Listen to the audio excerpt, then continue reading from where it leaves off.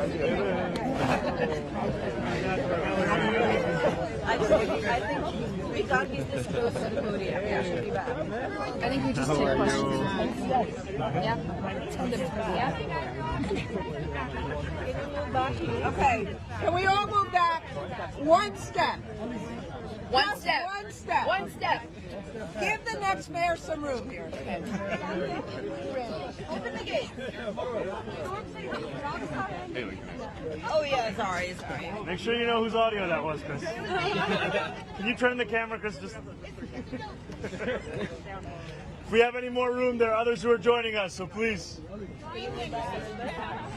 You want us to move back One more step is always good. Everybody, one more step back, everybody. 1, 2, 3. This is the last time we're going back.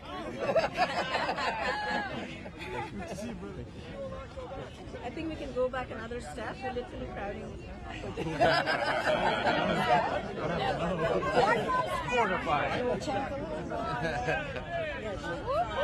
Zohran! Zohran!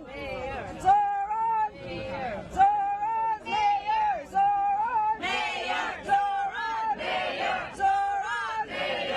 Zohran! Mayor! Zohran! Mayor! Zohran! Mayor! Zohran! Mayor! Zohran! Mayor! Zohran! Mayor! Zohran! Mayor! Thank you all so much.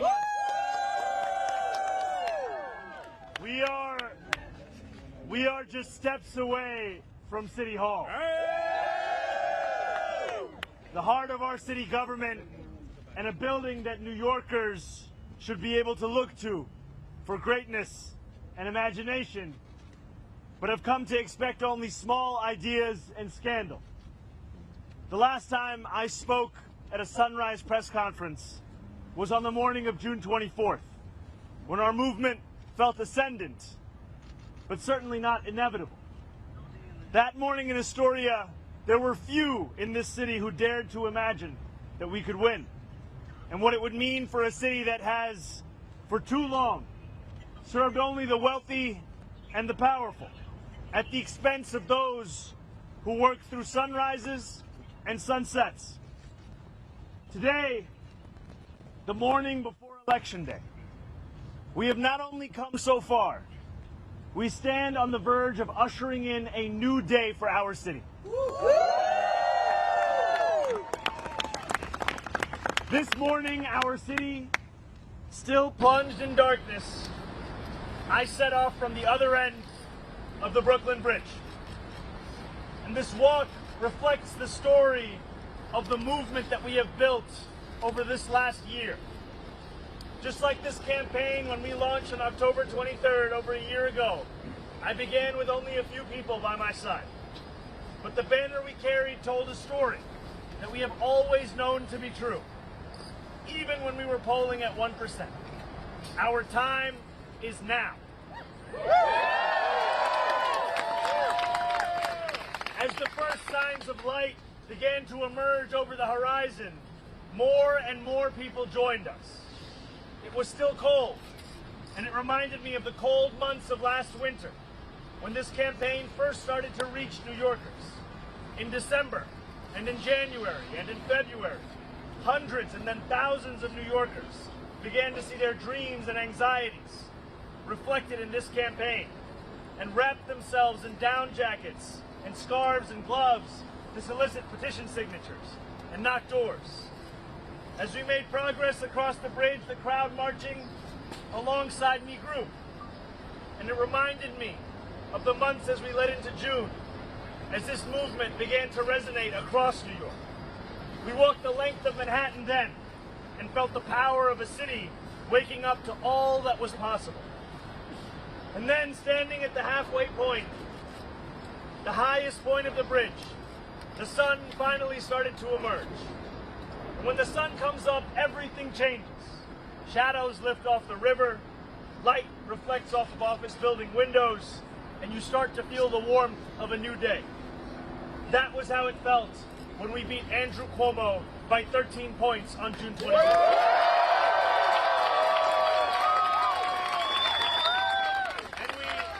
And we did so by by winning with the most votes of any candidate in New York City primary history. And it's how we will feel again tomorrow when polls close at 9 p.m. Now, with the sun rising, even more New Yorkers joined us as we came closer and closer to Manhattan and to City Hall. And our group was a powerful embodiment of the incredible coalition that this campaign has built. Not only were we bolstered by city workers and long-serving volunteers, the canvassers and the advocacy groups that formed the backbone of this movement ever since we began, we also had the power of labor alongside us.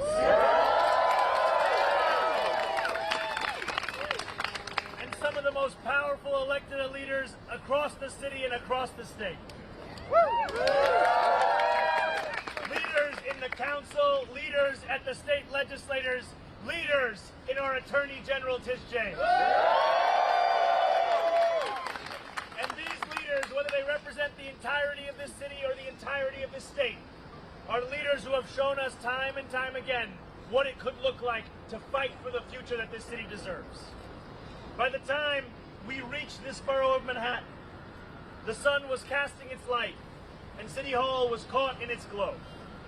When I am mayor, I don't want City Hall to only be a beacon of light once the sun has risen and illuminated it from the exterior. I want to make city government a light of its own, that people across this city feel at all hours of this day. Let them feel the light of City Hall when their late night bus home is faster and freer and safer too. Let them feel the light of City Hall when the clock strikes midnight to mark the first day of a new month and the rent payment that looms doesn't make them feel a pit in their stomach. Let them feel the light of a City Hall when a baby's cries wake them in the middle of the night and they know that they have high-quality childcare waiting for them in the morning.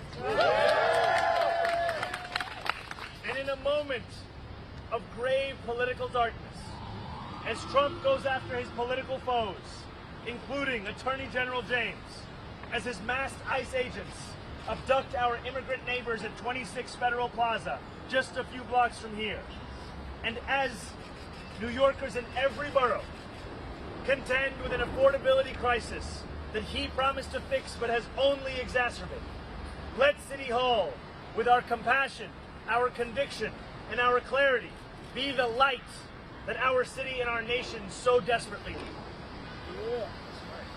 Late last night, Andrew Cuomo received Donald Trump's endorsement.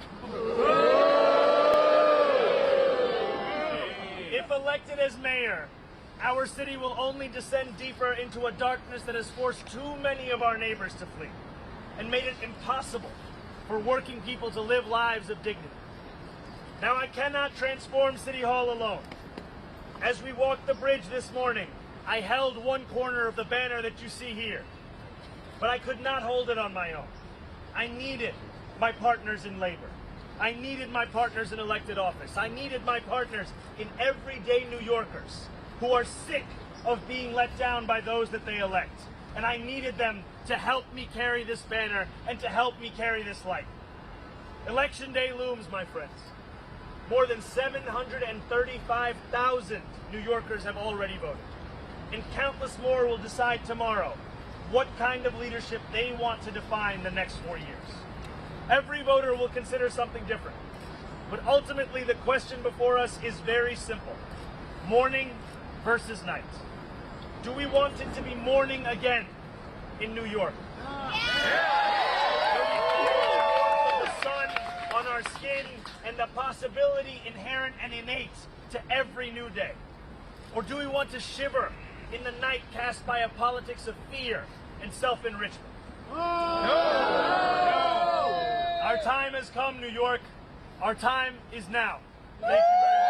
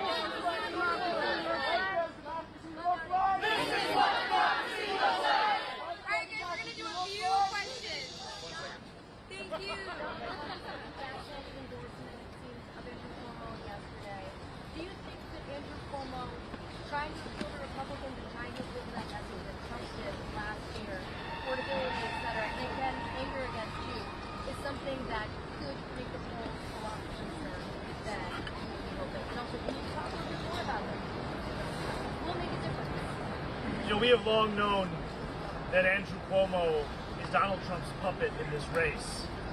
What we did not quite expect is for him to become his parrot in the final days as well. We have heard words from a former governor of this state that we would imagine they were coming from the president of this country. Words like describing diversity as a weakness while he confused which black host he was speaking to. Words like describing this movement, this candidacy, as if it is an affront to the values of this city, when in fact it is the embodiment of the values of this city. And I think what President Trump's remarks show us last night is what many of us have long known and feared, which is that when you are too busy cashing the checks of the billionaire donors who gave us the second term of this president, you will not be able to stand up to that same president. And so what we are here to show is that the answer to a Donald Trump presidency is not to create its mirror image here in City Hall. It is to create an alternative that can speak to what New Yorkers are so desperate to see in their own city and what they find in themselves and their neighbors every day. A city that believes in the dignity of everyone who calls this place home.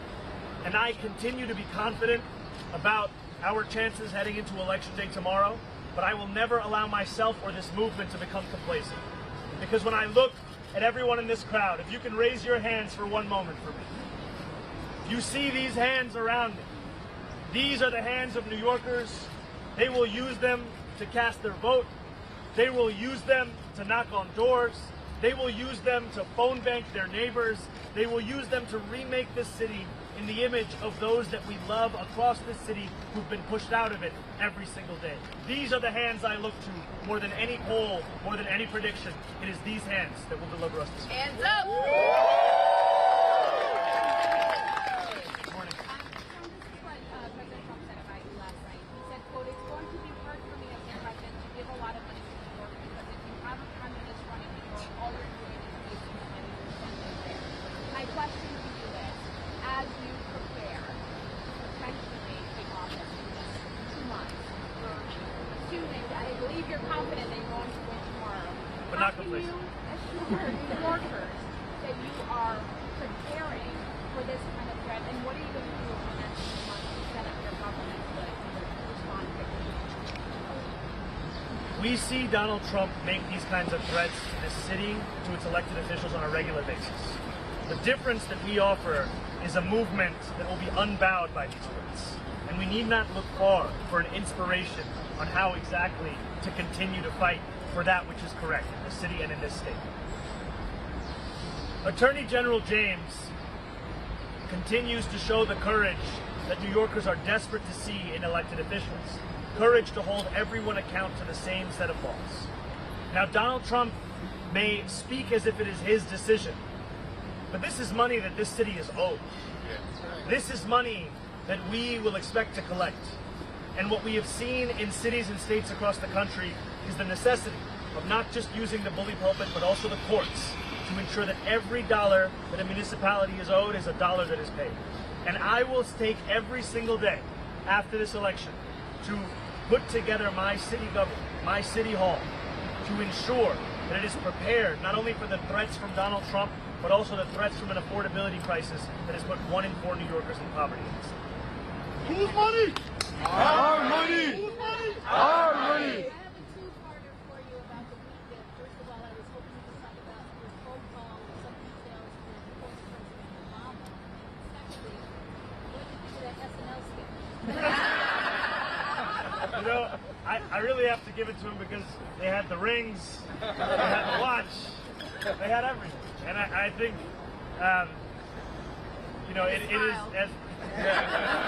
is a joy to join my assembly colleague Harvey Epstein in the pantheon of being an SNL. And I think, you know, we deserve to have leaders who can laugh at themselves a little, and I look forward to being one of those.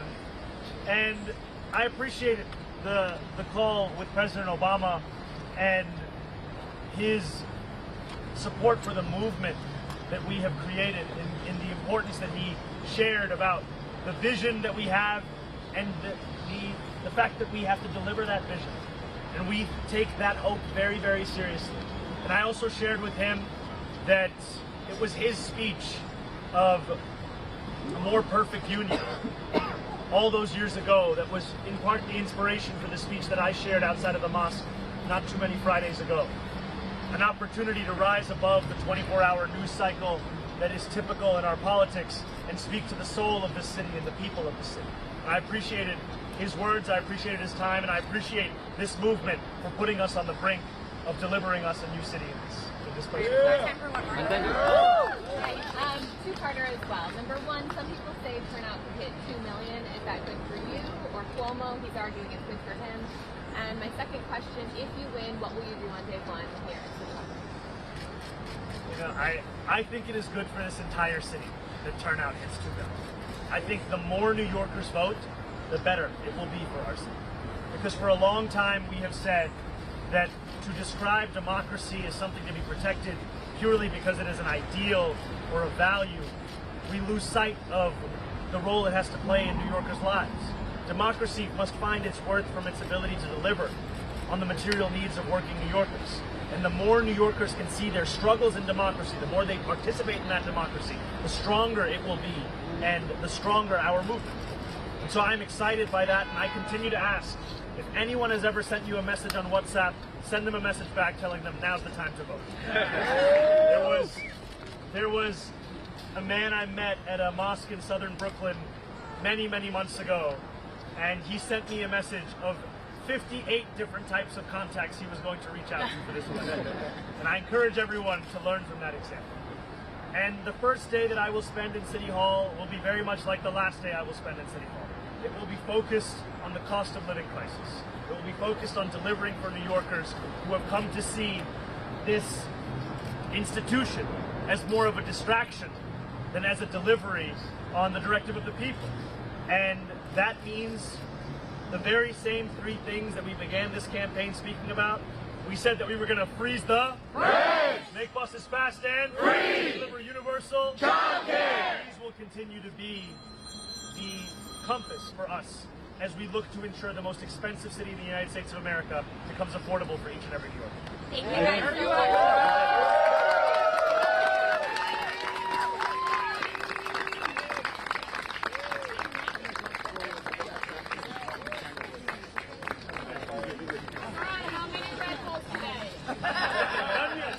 Where are you on the ballot question? Do you have an answer yet? No, brother, but when I do, I know I'm calling you. Positive people voted on.